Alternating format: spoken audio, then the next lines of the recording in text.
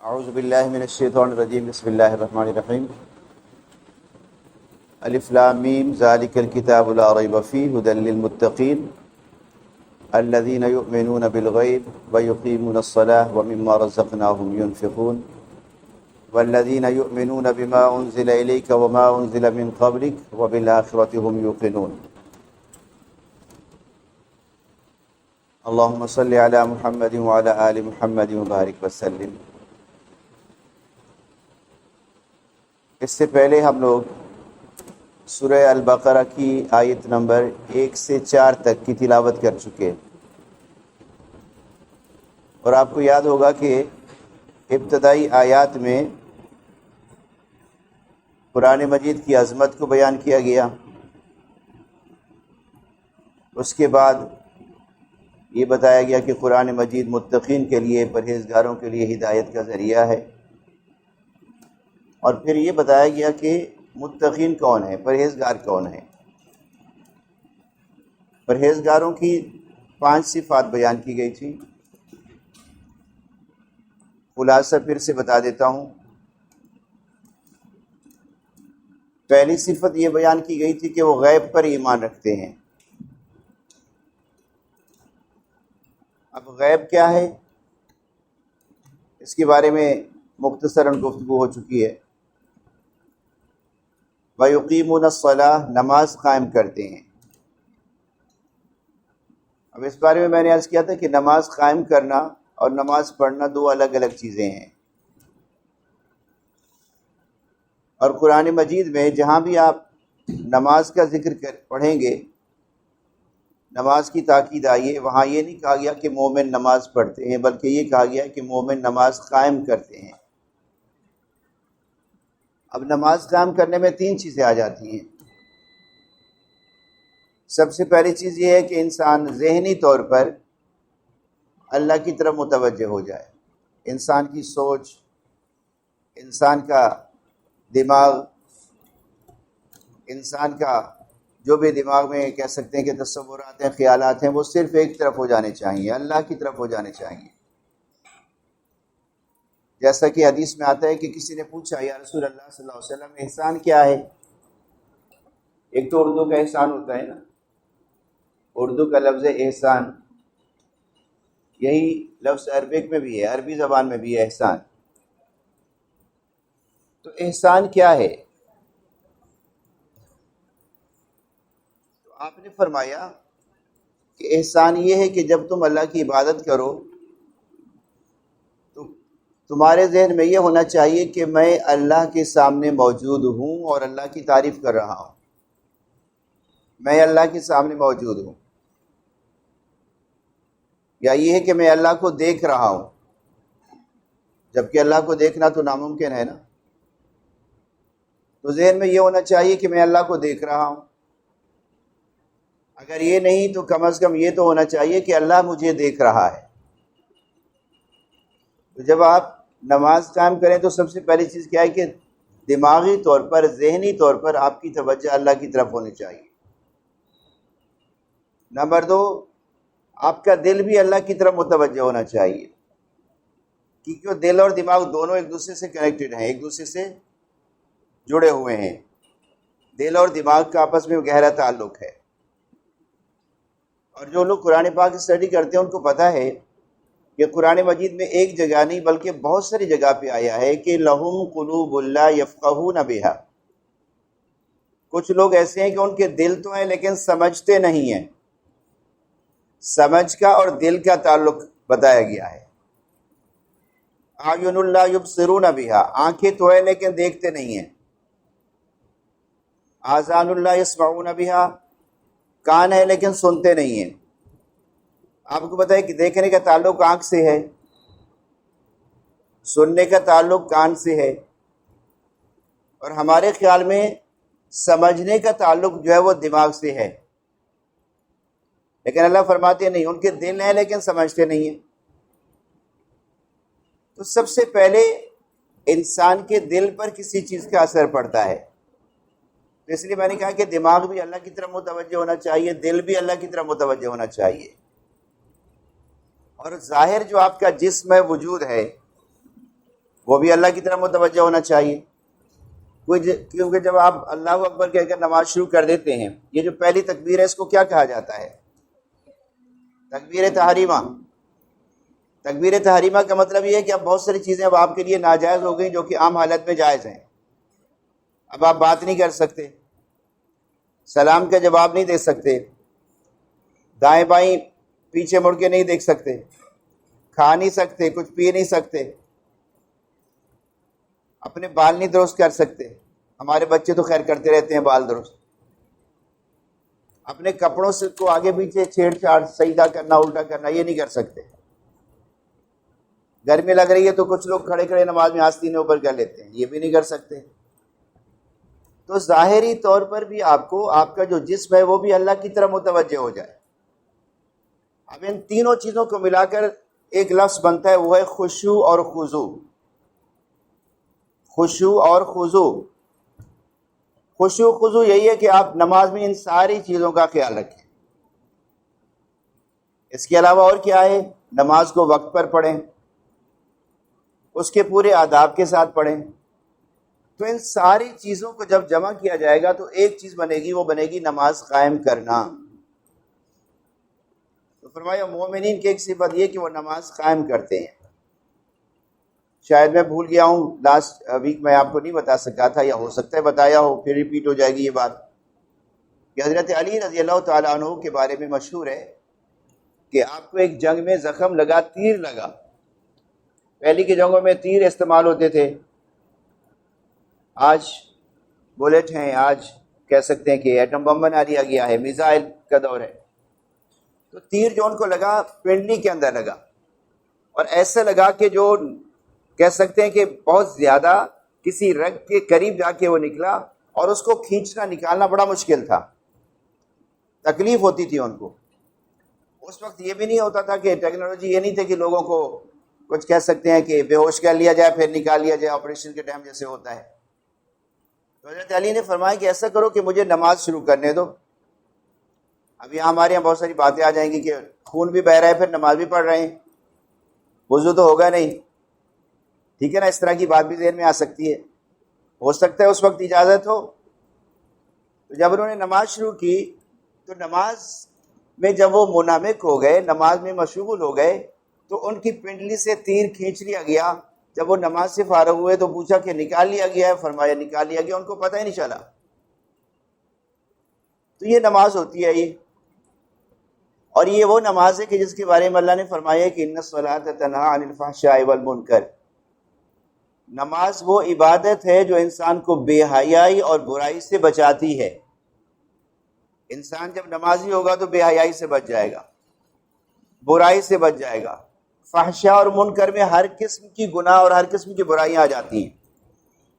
لیکن ہم دیکھتے ہیں کہ ہمارے مسلمان بھائی نماز بھی پڑھتے ہیں، جھوٹ بھی بولتے ہیں، غیبت بھی کرتے ہیں، بلکہ میں تو کہوں گا کہ چوری بھی کرتے ہیں. جب وہ آفس میں بیٹھے ہوتے ہیں تو لوگوں کو غلط بات بتاتے ہیں. جب کچھ چیز بیچتے ہیں تو کہہ سکتے ہیں کہ کہتے کچھ ہیں کرتے کچھ اور ہیں. تو گویا جو نماز ہو گئی وہ نماز تو برائیوں سے نہیں بچا رہی. اب اس کا مطلب یہ نہیں ہے کہ نعوذ باللہ نماز برائیوں سے نہیں بچاتی، وہ یقیناً بچاتی ہے. مسئلہ یہ کہ ہماری نماز صحیح معنی میں نماز ہی نہیں رہی. جس کو اللہ نے نماز کہا ہے نا کہ جو نماز لوگوں کو بے حیائی سے برائی سے روکتی ہے، وہ نماز ہی ہماری نہیں ہے. تو بچوں پہلی صفت میں نے کہا ہے نماز قائم کرنا. اب آپ اور میں پہلے تو مجھے سوچنا ہے کہ کیا میری نماز اس معیار کی ہے یا نہیں ہے، ہماری نماز اس پائے کی اس درجے کی ہے یا نہیں ہے. پہلے تو یہ سوچنا ہوگا کیا واقعی ہم نمازی ہیں یا نہیں ہیں. اور اگر نمازی ہیں تو پھر اس کے جو بینیفٹس ہیں، اس کے جو فوائد ہیں، وہ ہمیں کیوں نہیں مل رہے. چونکہ اللہ کا کلام تو سچ ہے نا، اللہ کا کلام تو حقیقت ہے نا. اس میں تو کہہ سکتے کوئی بات ایسی نہیں ہو سکتی کہ جو غلط ہو یا جو حقیقت کے خلاف ہو، ایسا تو نہیں ہو سکتا. تو گویا مسئلہ ہماری نماز میں ہے، ہمارے طریقے میں ہے، ہماری عبادت میں ہے. ہم ویسی عبادت نہیں کر پا رہے جیسے اللہ نے عبادت کرنے کا حکم دیا ہے۔ تو چلے پہلی چیز آپ کے ذہن میں آ گئی ہوگی نماز قائم کرنا، اور یہ بھی سمجھ آ گیا ہوگا نماز قائم کرنا کیا ہوتا ہے۔ وَمِمَّا رَزَقْنَاهُمْ يُنْفِقُونَ، میڈم نے اس دن بھی سوال کیا تھا، اور اللہ نے جو کچھ دیا ہے اس کو اللہ کی راہ میں خرچ کرتے ہیں۔ جو کچھ اللہ نے دیا ہے، اگر دولت دی ہے تو دولت خرچ کرتے ہیں، اگر علم دیا ہے تو لوگوں کو علم پہنچاتے ہیں، اگر کوئی فن جانتے ہیں تو ان کو کوئی فن سکھاتے ہیں، کوئی کام سکھاتے ہیں، اور نہیں تو کم از کم لوگوں کو اپنے ہاتھ اور پاؤں سے تکلیف نہیں پہنچاتے، اور کچھ نہیں دے سکتے تو لوگوں کو اپنے ہاتھ سے، پاؤں سے، اپنی زبان سے تکلیف نہیں پہنچاتے۔ ساری چیزیں اس میں آ جاتی ہیں۔ نمبر 3، والذین یؤمنون بما انزل الیک، اور اس پر بھی ایمان رکھتے ہیں جو آپ پر نازل کیا گیا، آپ صلی اللہ علیہ وسلم پر نازل کیا گیا۔ اب اس میں دونوں چیزیں آ جاتی ہیں، قرآن بھی آ جاتا ہے، حدیث بھی آ جاتی ہے، میرے خیال میں آپ کو یہ بتا چکا ہوں۔ اور اس کے بعد ہے وما انزل من قبلک، نمبر 4، اور آپ سے پہلے جو نازل کیا گیا، پہلے جو نازل کیا گیا وہ تورات بھی ہے، زبور بھی ہے، انجیل بھی ہے، صحف ابراہیم بھی ہے، صحف موسیٰ بھی ہے، بہت ساری چیزیں ہیں، سب برحق ہیں، سب سچی، ہم اس پر بھی ایمان رکھتے ہیں۔ اور آخری چیز تھی اور آخرت پر یقین رکھتے ہیں۔ اب دیکھیں یہاں ایک درمیان میں ایک ایسی چیز بھی بتا دی گئی ہے جو کہ عام طور پر انسان نہیں سمجھ سکتا۔ مومنین کی ایک صفت یہ بیان کی گئی ہے نا کہ جو آپ سے پہلے نازل کیا گیا اس پر ایمان رکھتے ہیں، اور جو آپ پر نازل کیا گیا اس پر بھی ایمان رکھتے ہیں۔ اچھا آپ یہ بتائیے کہ اگر حضور نبی کریم صلی اللہ علیہ وسلم کے بعد کسی اور نبی نے آنا ہوتا، کسی اور کتاب میں نازل ہونا ہوتا، تو کیا ہم سے یہ وعدہ لیا جاتا کہ اس پر بھی آپ کے لیے ایمان لانا ضروری ہوگا؟ یہ وعدہ لیا جاتا کہ نہیں لیا جاتا؟ چونکہ پہلے ہر پیغمبر کی امت سے یہ وعدہ لیا گیا کہ اپنے پیغمبر پر بھی ایمان رکھنا ہے، اس سے پہلے والے پیغمبروں پر بھی، ان کے بعد آنے والے پیغمبروں پر بھی۔ حضرت عیسیٰ علیہ السلام نے فرمایا تھا نا کہ یاتی من بعد اسمہ احمد، کہ میرے بعد ایک نبی آئیں گے، رسول آئیں گے جس کا نام احمد ہوگا صلی اللہ علیہ وسلم، لہٰذا اس پر ایمان لانا آپ کے لیے ضروری ہوگا۔ تو اس سے پتہ چلا کہ حضور نبی کریم صلی اللہ علیہ وآلہ وسلم آخری نبی ہیں، قرآن مجید آخری آسمانی کتاب ہے، اور یہ امت حضور نبی کریم صلی اللہ علیہ وسلم کی آخری امت ہے۔ نہ اس کے بعد کوئی نبی آئے گا، نہ رسول آئے گا، نہ کتاب آئے گی، نہ کوئی اور امت آئے گی۔ تو گویا یہاں سے ختم نبوت جو ہے، یعنی اللہ کے رسول کا آخری نبی ہونا، وہ بھی ثابت ہو جاتا ہے، وہ بھی سمجھ آ جانا چاہیے۔ اور ہمارا یہ بنیادی عقیدہ ہے کہ حضور نبی کریم صلی اللہ علیہ وسلم اللہ کے آخری نبی ہیں، آخری رسول ہیں، آپ کے بعد کوئی نبی اور رسول نہیں آ سکتا۔ اگر ایک شخص سارے قرآن کو مانتا ہے، سارے دین کو مانتا ہے، نماز بھی آپ اور میری طرح پڑھتا ہے، زکوٰۃ بھی دیتا ہے، روزی بھی رکھتا ہے، حج بھی کرتا ہے، سارے کام کرتا ہے، اگر وہ صرف حضور نبی کریم صلی اللہ علیہ وسلم کو آخری نبی نہیں مانتا تو وہ ایماندار نہیں ہو سکتا، وہ مومن نہیں ہو سکتا، کیونکہ پورے قرآن کا انکار کرنا یا قرآن مجید کی کسی ایک چیز کا انکار کرنا برابر ہے۔ اور قرآن مجید میں واضح کر دیا گیا ہے کہ آپ آخری نبی ہیں اور آپ کی بات کوئی نبی اور رسول نہیں ہے، ٹھیک ہے۔ اور آخری چیز کیا ہے؟ وَبِالْآخِرَةِ هُمْ يُوقِنُونَ، آخرت پر ایمان رکھتے ہیں۔ دیکھو یہاں جو لفظ ہے وہ یوقنون، آخرت پر یقین رکھتے ہیں۔ اب تھوڑا سا 2 منٹ میں چاہوں گا اس پہ ذرا غور کریں۔ فرمایا گیا غیب پر ایمان رکھتے ہیں، اللہ نے جو دیا اس کو خرچ کرتے ہیں، پہلی آسمانی کتابوں اور نبیوں پر ایمان رکھتے ہیں، آپ صلی اللہ علیہ وسلم پر ایمان رکھتے ہیں، یہ ایمان کا لفظ آ گیا ہے۔ اور آخرت کے ساتھ کیا ہے؟ یقین رکھتے ہیں۔ اب ان میں فرق کیا ہے؟ فرق یہ بچوں کہ یہ جو یقین ہے نا، یہ وہ چیز ہے کہ جو انسان کی زندگی کے رخ کو بدل دیتا ہے، انسان کا جو زندگی گزارنے کا طریقہ ہے اس کو بدل دیتا ہے۔ جب کسی کو یقین ہوگا نا کہ مجھے اللہ کے سامنے پیش ہونا ہے، اپنے اعمال کا حساب کتاب دینا ہے، تو پھر میرے خیال میں اس کی زندگی کا رخ وہ نہیں ہوگا جو وہ چاہے گا، زندگی ویسے نہیں گزارے گا جو خود چاہے گا، زندگی ویسے گزارے گا جو لا الہ الا اللہ محمد رسول اللہ کے مطابق گزارنے کا حکم دیا گیا ہے۔ چونکہ یہ وہ چیز ہے کہ جو انسان کو برائی سے، غلط راستے سے، بے راہ روی سے بچا کر راہ ہدایت پر لاتا ہے، وہ کیا ہے؟ یقین ہے وہ۔ اور ہمیں زبانی طور پر یقین ہے کہ آخرت کا دن ہے بھائی، قیامت کے دن آئے گا، حساب کتاب دینا پڑے گا، لیکن مکمل یقین نہیں ہمیں اس پہ، کیونکہ اگر ہر وقت یہ بات ہمارے ذہن میں ہوگی تو پھر ہماری جو ڈائریکشن ہے وہ صحیح رہے گی۔ امام غزالی رحمۃ اللہ علیہ فرماتے ہیں کہ انسان میں اور حیوان میں فرق کرنے والی خالی ایک چیز ہے، اور وہ ہے خوف خدا، اس بات کا ڈر کہ مجھے اللہ کو جواب دینا ہے۔ جب تک کسی کے دل میں خوف خدا ہے وہ انسان رہے گا، اور جب انسان کے دل سے خوف خدا نکل جاتا ہے تو پھر وہ حیوان سے، درندوں سے بھی آگے نکل جاتا ہے۔ تو آخرت پر جو یقین ہے وہ انسان کو صحیح راستے پر رکھنے میں سب سے بڑی مددگار چیز ہے، تو لہٰذا اس لیے فرمایا کہ آخرت پر وہ یقین رکھتے ہیں۔ اور اس کے بعد پھر یہ بتا دیا گیا کہ جن لوگوں کے اندر یہ 5 صفات ہوگی ان کے لیے انعام کیا ہے۔ فرمایا اولئک علی ھدی من ربہم واولئک ھم المفلحون، یہ آیت نمبر 5 ہے۔ یہی لوگ سیدھی راہ پر ہیں، ہدایت پر ہیں، اور یہی لوگ کامیاب ہیں۔ لفظ فلاح پانے والے، فے لام الف ہے، فلاح، فوز و فلاح۔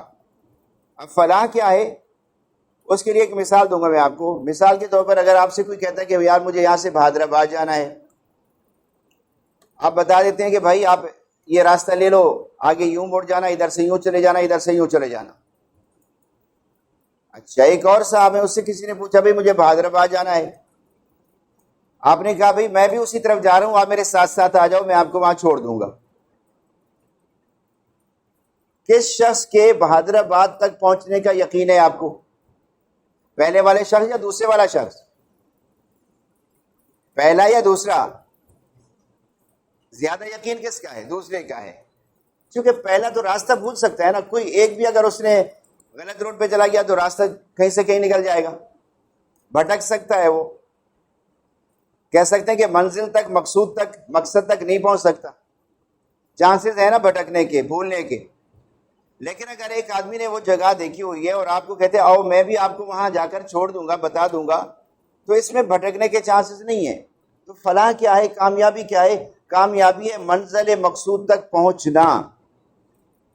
گویا اگر آپ منزل مقصود تک پہنچنا چاہتے ہو، اللہ کی رضا چاہتے ہو، آخرت کی کامیابی چاہتے ہو، تو پھر تمہیں یہ صفات اپنانی پڑیں گی، ان صفات کو اپنے اندر پیدا کرنا ہوگا، ان چیزوں کو زندگی میں جگہ دینی پڑے گی اگر تم واقعی کامیابی چاہتے ہو۔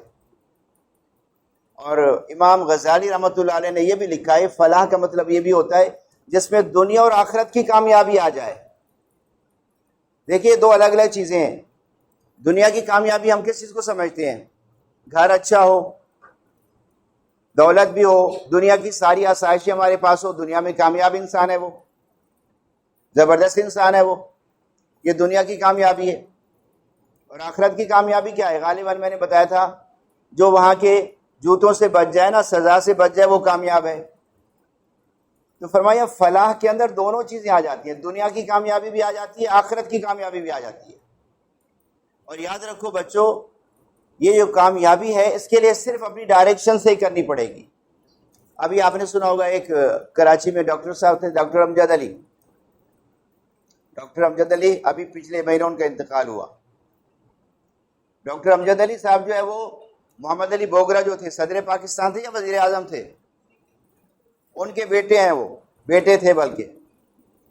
والد صاحب نے ان کو بھیجا ڈاکٹر بنانے کے لیے، یورپ چلے گئے ڈاکٹر بننے کے لیے، وہاں وہ ڈاکٹر بھی بنے۔ جب واپس آئے تو ٹوپی بھی پہنی ہوئی ہے، داڑھی بھی رکھی ہوئی ہے، شلوار قمیض بھی پہنا ہوا ہے۔ تو ان کے والد نے کہا کہ میں نے تو آپ کو ڈاکٹر بننے کے لیے بھیجا تھا، آپ تو مولوی بن کے آ گئے۔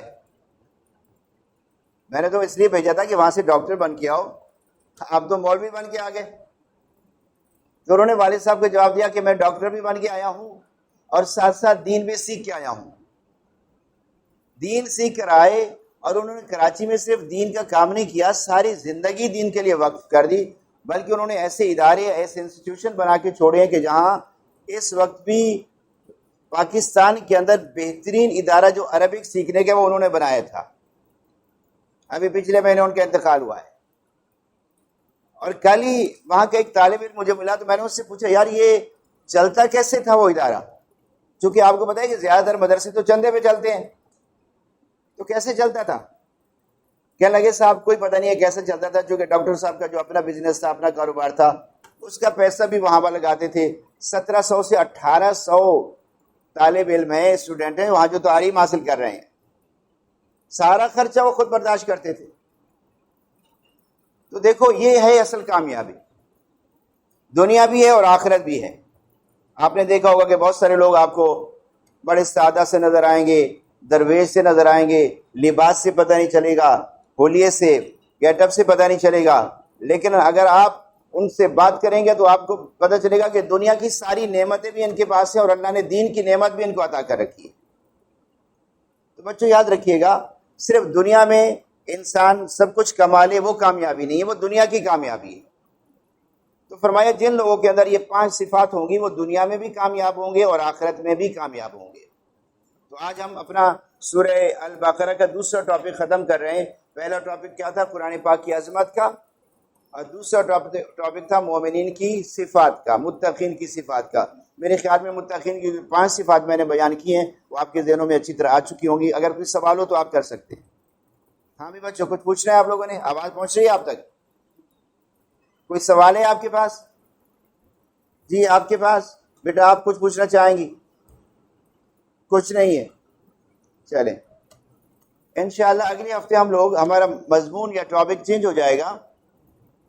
دوسرا جو گروہ ہے اس دنیا میں 3 طرح کے لوگ ہیں نا. جب بھی کوئی پیغمبر آیا، جب بھی کوئی نبی آیا، اس کے دور میں 3 طرح کے لوگ تھے. 3 کیٹیگریز تھیں. کچھ لوگ ایسے تھے جنہوں نے ان پر ایمان لائے، ان کی بات کو مان لیا، ان کے ساتھ ہو گئے، ان کی مدد کی، ان کے ساتھ تعاون کیا، ان کی پیروی کی.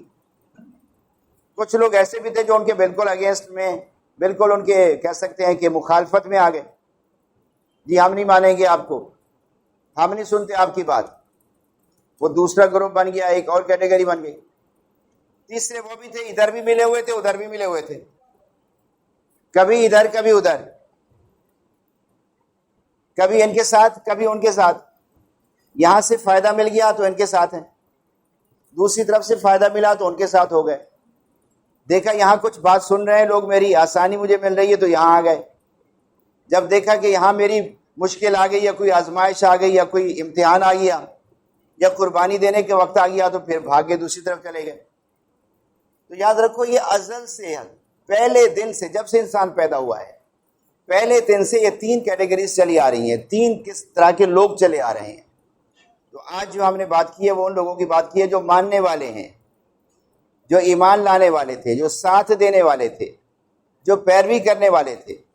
اور پھر ان کا رزلٹ بھی بتا دیا گیا ہے، ان کا نتیجہ بھی بتا دیا گیا ہے. اب دوسرے نمبر پر ذکر آئے گا ان لوگوں کا جنہوں نے نہ مانا، جنہوں نے مخالفت کی. تو دعا کریں کہ اللہ پاک ہم سب کو عمل کی توفیق عطا فرمائے، اور جو کچھ ہم نے کہا ہے سنا ہے اس کو مقبول و منظور فرمائے.